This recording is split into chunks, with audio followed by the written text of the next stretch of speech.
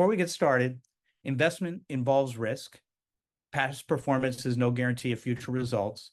Different types of investments involve varying degrees of risk, and there can be no assurance that the future performance of any specific investment strategy, or product made reference to in this podcast, directly or indirectly, will be profitable or suitable for your portfolio.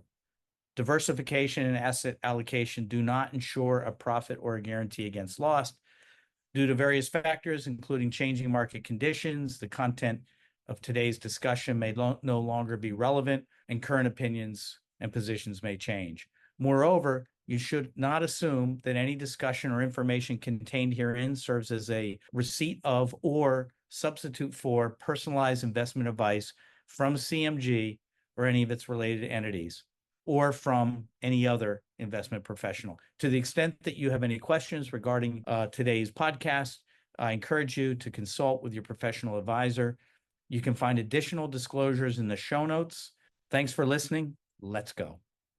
All right. Well, good to see you. Thanks so much for joining the call today. Today, we're going to talk with Nick and David from Differential VC, and we look forward to the presentation. Before we get started, what I thought I'd do is I'd love to hear from you and your backgrounds. How did you find your way to VC, and just have a general conversation about about venture capital motivates you? Yeah, great. I'll let David go first, since he's in the Philly native and close to a lot of the folks, and has a varied financial background in many ways. Sure. Yeah. So great to be talking to you guys. So really my career feels like it's evolved to get to this point where we are in the world with data science and machine learning. And my background is I'm a computer scientist by training, undergrad at Penn, PhD from Stanford University. And I did my early work in the late 80s, early 90s in researching data-driven approaches to solving problems in natural language processing. And it was kind of early in that endeavor. People really weren't doing it yet. People were focused on rules and grammars. And I was working with a group of people, both at Penn and then at IBM, that were focusing on using data-driven solutions. And we really, it was pre-internet. It was before we had enough data. There was like 1 million words of data was considered like a storehouse, if you can believe that. And we didn't really have enough computing power to do the kind of mathematical models we were talking about doing. So I ended up leaving the research field and going into this interesting new field called quantitative trading. Joined a fund called Renaissance Technologies in Eastern Long Island. Jim Simons was the founder.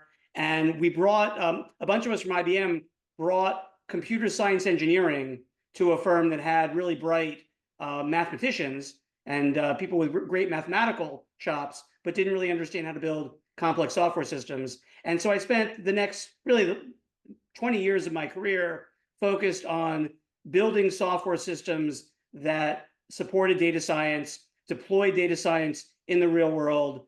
I made lots of mistakes, learned from them, had a lot of successes. We were a very successful hedge fund. And at the end of that, I left Renaissance and looked around and saw that in industry, people were deploying in production environments throughout different industries, solutions using data science for natural language processing, among other things.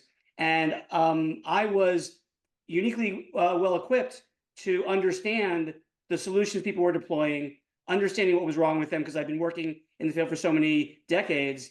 And as an engineer, as a scientist, I could really get under the covers and understand where the substance was, where the value was. And I looked at the venture investing community and realized that a unique skill set, given my finance background, given my technology background, that I could be really effective in investing in this field, taking opportunities, finding the right ones to invest in, and then helping the companies avoid mistakes, amplify what was good about them, and eventually lead them to success. And around that time, when I was looking to get into venture, I met Nick Adams, actually through an introduction from around the world. I was in Israel, and a group there was working with Nick on his first investment for his fledgling fund that was kind of pre-fund, but they were doing an investment. And I was told that there's a great investor in New York who's looking for a technologist, and I'm a technologist looking for a venture fund to join, and it was a perfect match. and we've been investing together ever since. Love that story. Nick, do you want to jump in? Yeah, sure. So I'm sort of David's alter ego in the venture capital world here. I'm reluctant to say, evil twin brother, but alter ego, and really complementary background to the way he came to venture, and manage a completely different part of our business in a lot of ways, although it all comes together into one cohesive firm. But I'm a lifetime startup guy. I went to undergrad at Brandeis up in Boston to I played baseball up there, but I was also a history and legal studies undergrad. Planned to be a lawyer. Learned very quickly I couldn't have hated anything more. So mercifully got hired into the tech world, and that kicked off about a 15-year journey for me in enterprise technology. And I was always at the intersection of what I would call enterprise data enterprise technology and what we used to call big data, now kind of slapped with the term AI for everything. So I opened the U.S. operations for a European company. It's publicly traded in Finland, of all places. Grew that from basically zero to a $20 million business in about 5 years. Was VP of sales for North America and VP of product. I launched biz dev and regulatory group at OPower in Washington, D.C. Before their IPO in 2014. And after I left there, I went to a company in Boston called Rage Frameworks that was focused on using natural language processing for identifying risk in credit and supply chain. We dabble with a bunch of other things, but I don't want to talk about the capital market stuff because it would make David fall on the floor laughing with what we did relative to the Renaissance. But it was a good effort. But everything we did was really launching something new, enterprise tech, big data, and pretty early stage. And a lot of that is just transferred off to what we do here at Differential, and really helped form the thesis, because everything we were doing that sort of correlated with what David was seeing on the, from a very different perspective, was that we made a lot of advancements in terms of just the technology and processing power to actually make AI or data-driven decision-making a potential and a reality. But the existing state of enterprise data, global data, privacy, understanding of machine learning, understanding of security, understanding of data privacy is really a multi-decades long journey to not just becoming an AI economy, but really becoming what we consider a data-driven economy. And that's been our focus since we started Differential. So I was also a venture partner for another fund for about 2 years, and got some good experience, invested in some good companies there, but really focused on this vision of creating that data-driven economy. And David told the story of how we met. So here we are now, two funds in, 50 plus investments in a top tier fund one performance in terms of actual realized distributions back to investors under our belts, and getting ready for fund three. So that's kind of the background of where we've come from, and happy to dig into that more or start. Oh, that's really helpful, but I've got a couple of really important questions. Number one, Yankees or Phillies? Mets. Well, and I'm a Red Sox guy, unfortunately, born and raised Bostonian who made it down to New York. So it's I'm your Phillies fan, whipping boy. So and about to be whipped again this year. So it should be the nice comic relief for your investor base. Good. Well, being a crazed Philadelphia Phillies fan, the Mets are good. Mets are really good, and I should know this coming into this call because the season is now over and the playoffs start on Saturday. Yes, but they're in the midst of a 2-game makeup against the Braves, which will determine if they are the best team to miss the playoffs or if they actually make the playoffs. And good luck. A betting man, I'm betting on the former. But well, talk a little bit about AI in terms of venture capital, but AI in terms of where we are. My novice understanding, and I'm a big fan of the AI or the All In podcast, AI All In podcast, and I listen to them frequently. I learn a lot because they're smart people having really helpful and oftentimes thoughtful discourse where they're different and they're coming at things in a lot of different angles from different places. But I love what comes out of that. My simple sense is that we're kind of in 1998, where the internet was. Can you give your view of AI in general and how a venture person sees the opportunity? So if you're asking us how we see it, I think that's a different question than how the venture community at large sees it, because I think that we are somewhat countercultural. I think the 1998 analogy is great, specifically because of all the internet companies that failed within 2 or 3 years after that benchmark date. There is so much going on in the deployment of AI, which is empty of substance. And we're seeing so many companies position themselves as AI solutions to problems where either they're not a solution to the problem or they're not a solution at all. And when it comes to AI, especially data-driven AI, you need data. A lot of companies come to us with no data, claiming to solve a problem when they don't even know if the data is available. And when they get it, data has to have information in it. It has to have substance that you can use machine learning to extract insights from, build models from, and eventually solve a problem. And the problem has to be one which lends itself to solutions from data-driven models. And so those are three pieces which are not always present. And frequently we see venture investors investing in companies which are missing one, two, or all three of those. And so what we do is we break down the companies we look at. We break them down to understand, are they a core AI company where the value proposition, the intellectual property is in their AI, which is not common, but it sometimes is there. And then we'll kind of diligence the substance of the AI. If they're more of an applied solution where they're taking some kind of state-of-the-art, better than state-of-the-art AI solution and applying it to solving a problem, we want to understand, is there data? Does the data have information in it? Can the machine learning they're applying to it actually solve the problem that a customer needs solved? And those are things that we can understand if we dive deep into the company's technology. And then another piece is there are just infrastructure plays where companies are building software systems that overall help the data-driven economy. And we love those solutions because as a practitioner for so many years, I have a good understanding of what tools the AI community needs, whether they're quality, whether they're going to add value, and we can invest in that space from an informed place. But so many people are, I hate to use the expression, drinking the Kool-Aid, but so many of them are buying the hype around generative AI and large language models, presuming that, in fact, we've heard this so many times, they don't work now, but they know they're going to get better. And they're going to get better in a way which solves problems tomorrow that they don't solve today. And I know from my experience, when you have deployed AI solutions, typically they work best the data deployed. And because they've been optimized and overfit for that moment, and the demo is overfit to the demo data.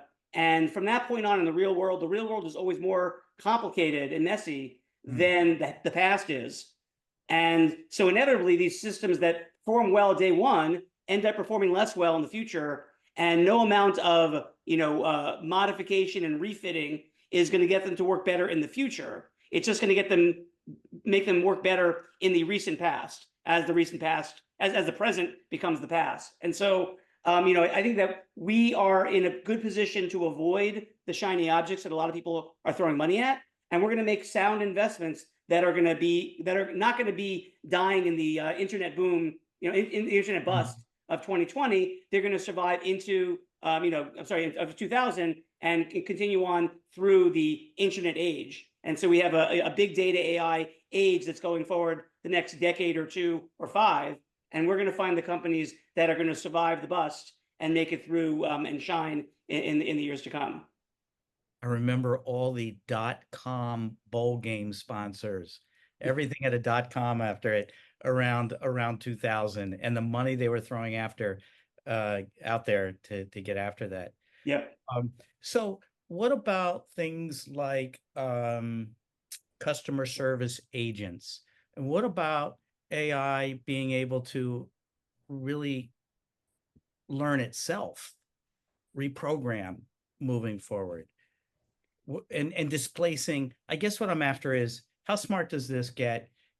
Does it, to what degree is there risk of displacing a lot of existing jobs? Well, I think that, I mean, Nick can speak to the market aspect of it. I mean, I think that from a technology perspective, generative AI, large language models, are basically the world's worst database storage system.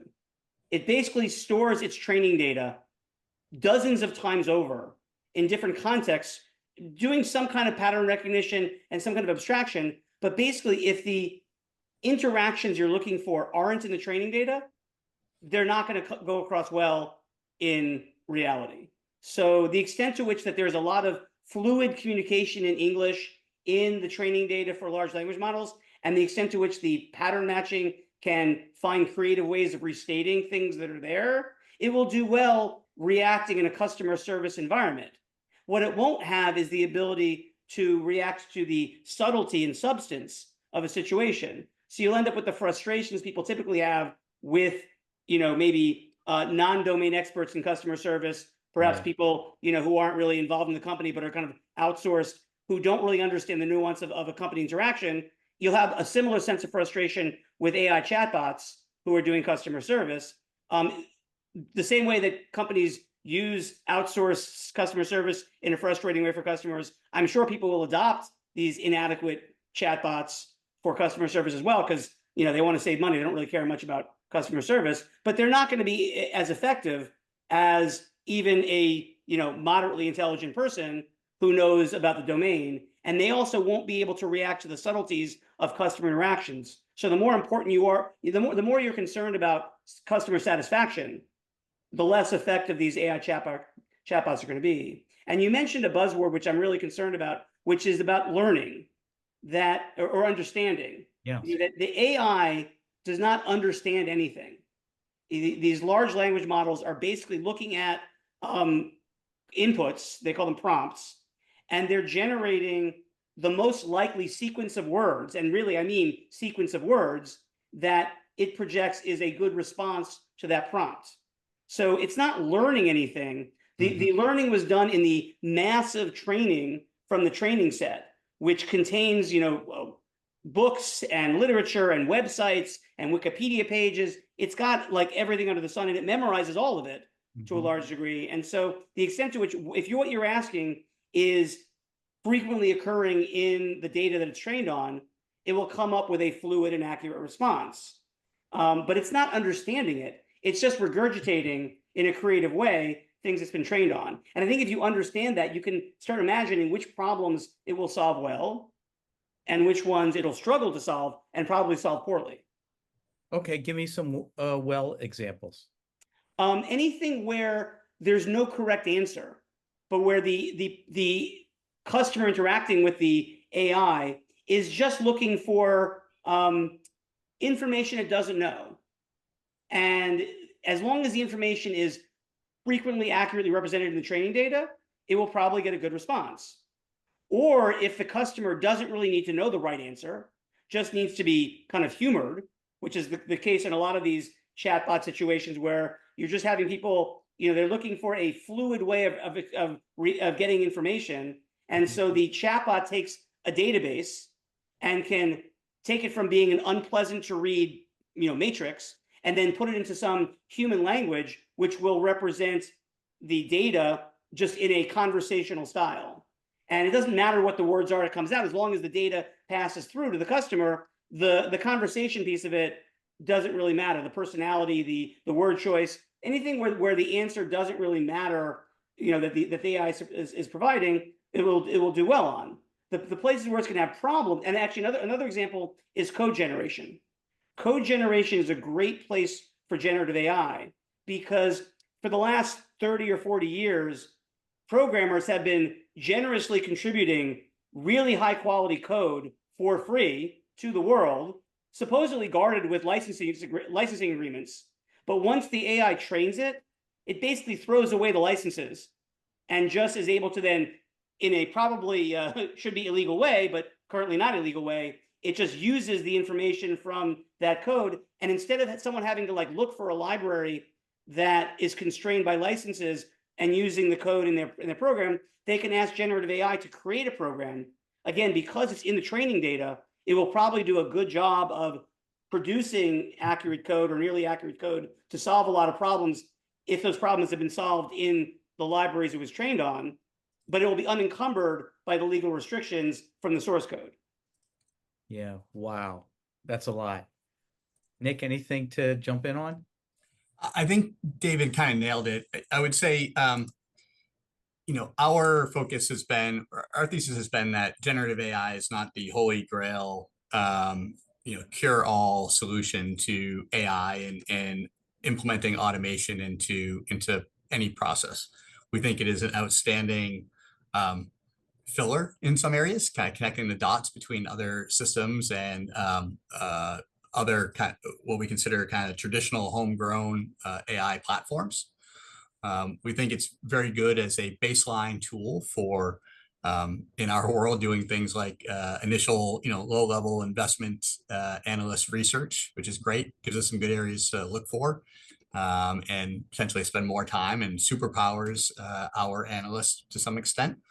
But it's not a solution to just slapping a huge model on top of whatever, sloppy, messy data you have sprawling everywhere. So what we've been focused on is really that combination of hybrid AI. So solutions that are built on traditional, very sound AI, machine learning, data science practices, and then using generative AI for things like creating a summary of the output that comes from the actual querying and analysis of the data using the homegrown AI, or connecting between system to system, but with the core of the application really being the hard built from the ground up AI application with high integrity data, training, and then model deployment, and then observability over time, because as David alluded to, models do change and drift over time based on new data and outputs that come from the model. I think there are lots of use cases for AI broadly that will be successful. There's a lot that can be done in healthcare and life sciences for sure, kind of from back office to front office, so to speak. Our doctors will certainly be empowered to work more efficiently by having a lot of administrative tasks taken off their plate, by supporting them in their efforts to better diagnose patients earlier, potentially. There's a lot of application in areas like manufacturing, where we've deployed quite a bit at this point.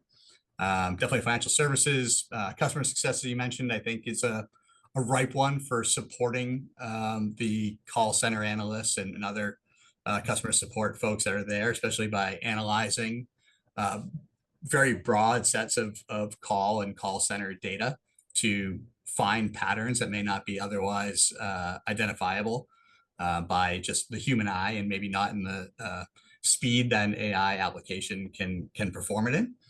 And maybe even helping to direct customer service agents to identify the best offer for a certain caller and certain customer at that exact point in time.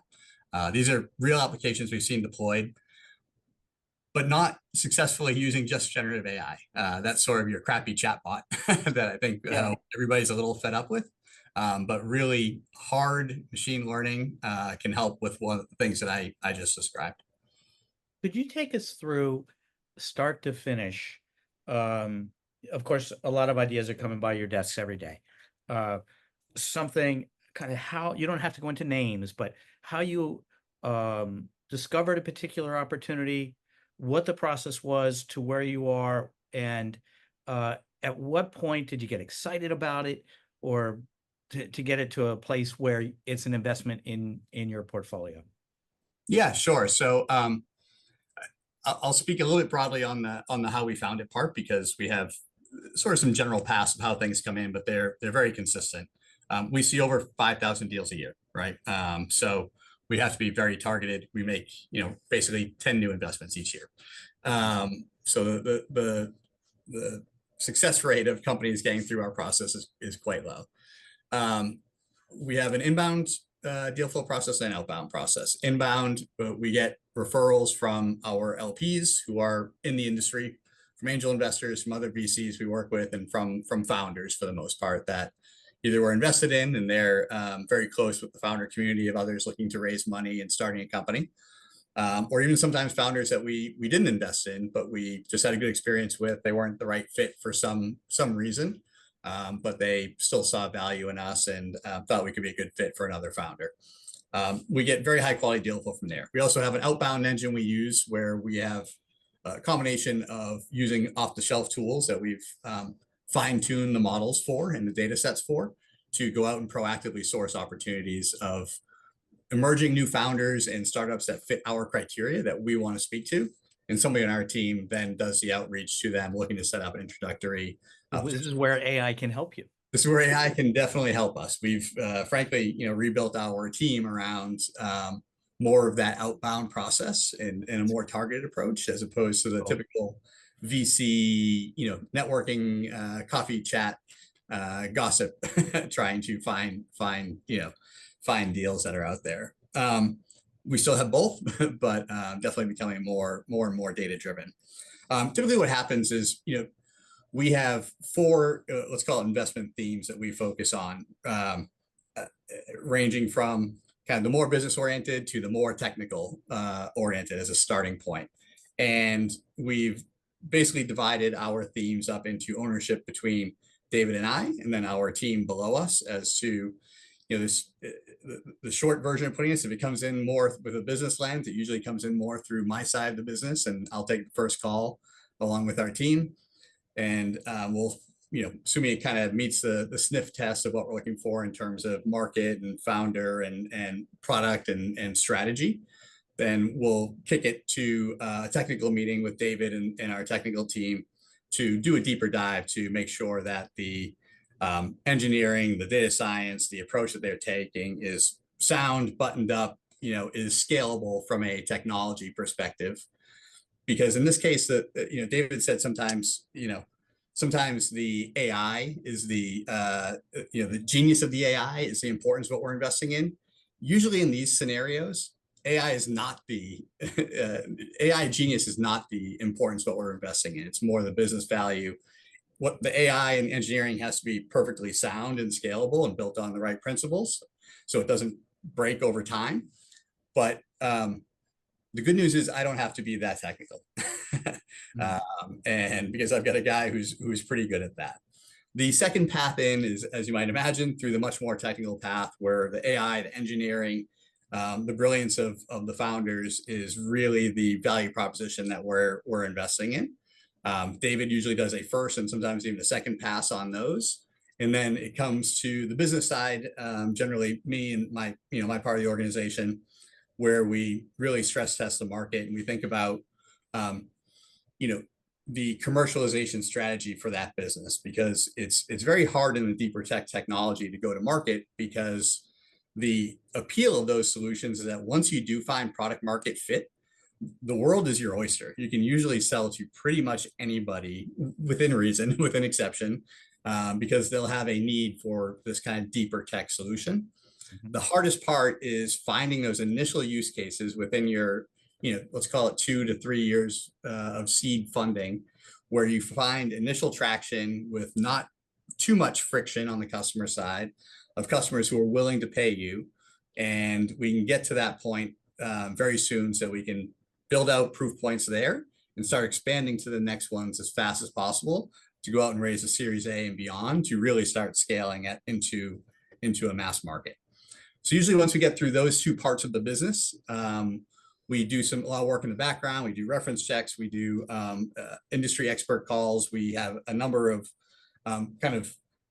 intelligence databases and systems that we do background checks on, just in terms of understanding the market and the customer base better.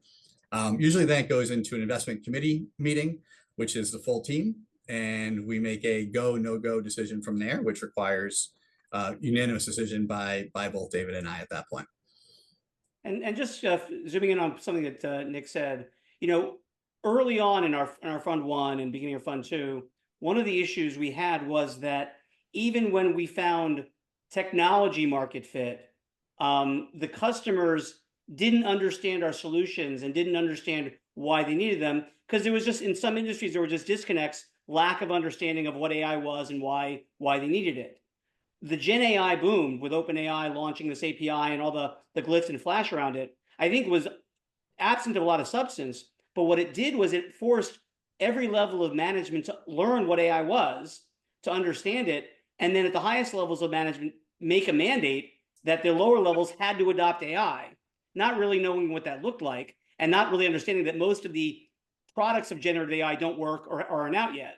So what that meant for us was that now, instead of having an uninformed or underinformed customer base, our early portfolio companies now had a very informed public. They were looking for products that worked. And these products we invested in pre-OpenAI are actually solutions that work. They have core substance to them, that use data well, that have real domain knowledge, that solve problems that were created by people who understand the problems, not someone that could just write code around an AI API. And then these companies had added a layer of veneer with generative AI to make their input and output much more fluid and natural, with natural language interfaces. But the core was a real domain relevant application. And all of a sudden, a bunch of our early investments over the last 3 or 4 years are now bursting with customers demanding the products, because they're really good AI and they're really good products. But it just took the industry to catch up with a need to learn what AI is. So we feel like now it's really validated our investment choices over the first couple of years of our fund. And it's now given us kind of a roadmap to understand that customers are now looking for working AI. They have to adopt AI. But what Nick referred to as hybrid AI is what we need to produce, which is companies that have traditional AI at their core, that things that work, that use data, that use knowledge about the domain of the problem to solve, to learn from and solve, but with a veneer of generative AI to make them look more fluid and usable. That's really great. Almost like right around when the iPhone was coming out, and this platform and all the apps that were created, I remember just first trying to understand the conception around. It's kind of like the Palm. It's kind of like the Palm Pilot to the iPhone.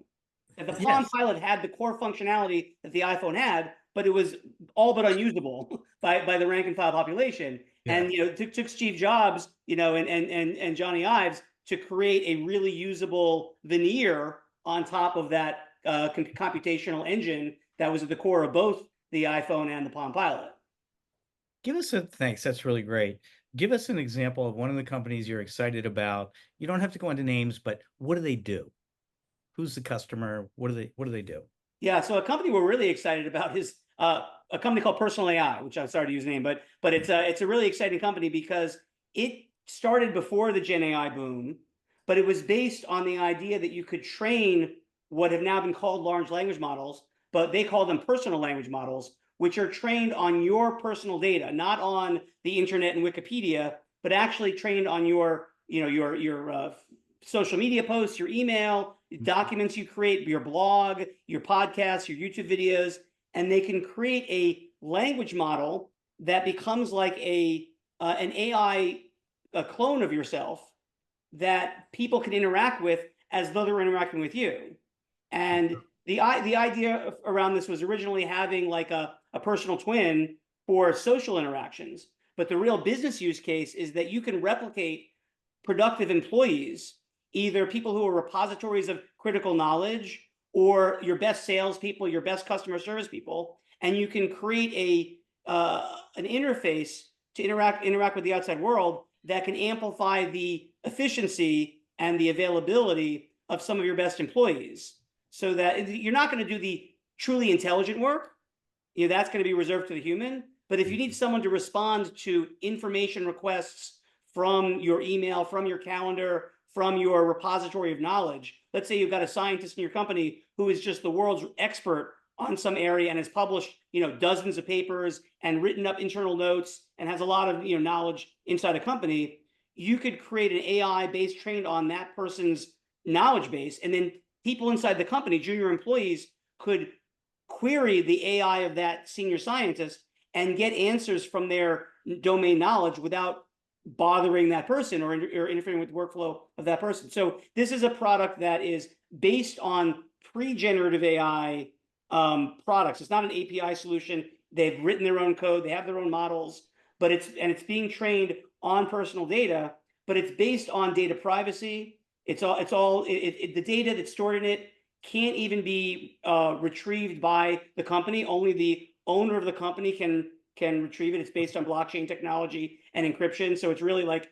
a great use case for data security. And it's building models that are proving to be really useful in the venture industry, in the customer service area, in the legal firms, law firms. It's kind of playing the role of paralegals in a lot of firms now, and it's growing by leaps and bounds. That's really great. That is really great. Well, that's perfect. And that's maybe a good place to draw to a conclusion. This is really helpful. I just wanted to give everybody a feel for you, how we know you, and what you're doing. This is an exciting space that we feel it's important investors have exposure to. So thanks for that. Any last thoughts as we draw to conclusion? Anything I didn't ask that be interesting to share? I think you hit all the right questions. Look, I think it's a it's a really exciting time for AI as a whole. Like you said, I think there are parts of this industry that are going to go at internet era speed, some in a positive way and some in a negative way. And I think capturing some of these early opportunities with experienced set of eyes, working on it day in, day out, is gonna be a really exciting return profile. And we're in a good spot to be able to capitalize on that. So given that you're both from the investment world, outside of AI, VC, before you got into VC, any broader thoughts, kind of a macroeconomic framework of what this might mean for productivity, profitability? Yeah, I would say that we're in for a roller coaster over the next 5 to 10 years, because as I alluded to earlier, a lot of people are deploying solutions that aren't really going to work long term. And the problem is that they're doing it in a way which is disrupting their staff, that they're cutting back staffing, they're replacing people with AI. And I really have a strong feeling that a lot of that AI is not going to work long term. And that's going to leave companies in a bind if they've transformed their workforce to be relying on the productivity of AI instead of human workers. And then they're going to see, as they see it, the performance degrading over time, they're going to have to figure out when is the right time to refill their workforce with people. And that's kind of like kind of roller coaster of hiring and laying off and then hiring again. It's going to be, I think, very disruptive. And I think that's where our understanding of the industry is going to be really valuable, because we're going to be focused on not only the technology that's right for the problems, but making sure it's selling into environments in a sustainable way, so that, having, in the 10-year life cycle of a venture fund, what you don't want to do is have a lot of companies that balloon in valuation, but then crash down before you get liquidity out of it. And I think that's where we're going to kind of we might actually look, kind of mundane at certain points, because we're not investing in the shiny objects. But what we're going to find is we're going to see that over the life cycle of the fund, we're going to ramp up and increase in valuations, when I think some of our competitors, are the other funds that are investing in more of the shiny objects, are going to have balloons in valuations, followed by a bursting of those balloons. So I think that's really where I think our strength is understanding the core value, and also understanding the macroeconomic effects, that we want to make sure that we're investing in sustainable businesses, not just businesses that are going to get a really big pop early on, but then eventually fizzle. And the only thing if I can just add one thing to that, Steve, not only are we reacting to this, but Differential and David and I are both very actively involved with the National Venture Capital Association. We're members of the AI and national defense working groups and subcommittees. of that organization, which is basically our, for lack of a better term, lobbyist group in DC. And we've done a lot of things around helping folks in DC understand how AI works, starting with what AI is, which is a challenge for trying to explain to a bunch of guys who never learned how to use their BlackBerry what AI is. But important work helping to think through what sensible regulation could be. But being very close to some of that input and decisioning. But most importantly, I think on the national defense side, it's not just national defense, it's really the economic interests of the US and our allies, which is, in lots of different areas, such as bring more manufacturing back onshore and into places that are, secure allies of our country. And there's a $250 billion CHIPS Act that is dying to be deployed into various parts of our economy. So working with our various parts of our government, working with various business leaders, working with various consulting groups and nonprofits, and obviously the startup community and other VCs. We really have a hands-on role, probably an outsized hands-on role for a newer fund, relatively newer fund, in helping to guide that towards what we think is a world of AI that we want to live in, and not just one that is, recklessly deploying different things at the pure interest of profit, but actually has some sanity and practicality to how these things can be deployed and what it means for civilization. Thank you for sharing that. That really matters. So that's great. If you don't know, I'm okay, but David's ethics are pretty well known and documented and easily Googleable. So feel good that he's on my side of that, and I think we should all feel good that he's working on all of this very closely. Good to know. Really appreciate you. Thanks, guys. Thanks for spending the time. Mike, I am sorry I didn't pull you in for any questions. Do you have anything you'd like to jump in on? I think yeah. I would love to hear your thoughts on David. You mentioned earlier that a lot of the products out there are heavily dependent on the quality of the training data. I'd love to hear your thoughts on automated driving, robo taxis. Do you see that as something that's going to be here sooner rather than later, or is it more challenging than I think folks believe? Yeah, I think as long as there are human beings driving on the roads and the roads aren't adequately populated with sensors communicating with vehicles, I don't think that robo-taxis at scale will work. And I don't think that will ever work. The technology, the machine learning technology they're based on just isn't adequate to deal with the magnitude of the complexity of the problem they're solving, because they can be micro-trained to work in specific environments. They've been overfit to certain communities, certain areas, but they're even finding when construction happens or when there's a change made to the roadway, they do some construction work and it's done, the new landscape is not as navigable as the old one. And just the idea like that, we drive all over the country, all over the world, and humans manage to adapt to changes to where the sidewalk is. But even when roads merge, there's a lot of just like what humans think of as very simple problems to solve that these robo-taxis, these autonomous vehicles are not yet able to solve. And I don't believe the current state of the art of machine learning technology, combined with the information that these vehicles are given through the sensors they have, I don't think that it's adequate to solve the problem. If you took all the people off the roads and you had all of the roadways talking to the cars and all the cars talking to each other, I think that's a perfect recipe for autonomous vehicles. Until we have that, I think that it's not something we need to worry about. Or rather, it's something we need to worry about if people are going to be deploying robo-taxis. Fun personal story there. David's dad was a taxi cab driver. Yes. So I'm not. I should admit my biases. I'm offended with my late father for the idea of replacing him. He did a great job, and the conversation was always fun. I actually used to go along in my dad's taxi. He'd get great tips whenever I go along with him as a kid, tagging along with him in his days on the taxi. But I do think that there's this is, I think actually robotaxis are a great example of the overreach of AI, that people just presume because you can demo a robotaxi in a controlled environment and you have time, eventually they'll get better. Mhm. And as we're seeing, they really don't. Right. I guess there's something about the human mind and ability to adapt that, do you believe maybe that machines will never be able to replicate? Not with the current technology. I think that there's more going on in a human mind than just memorizing training data and pattern matching.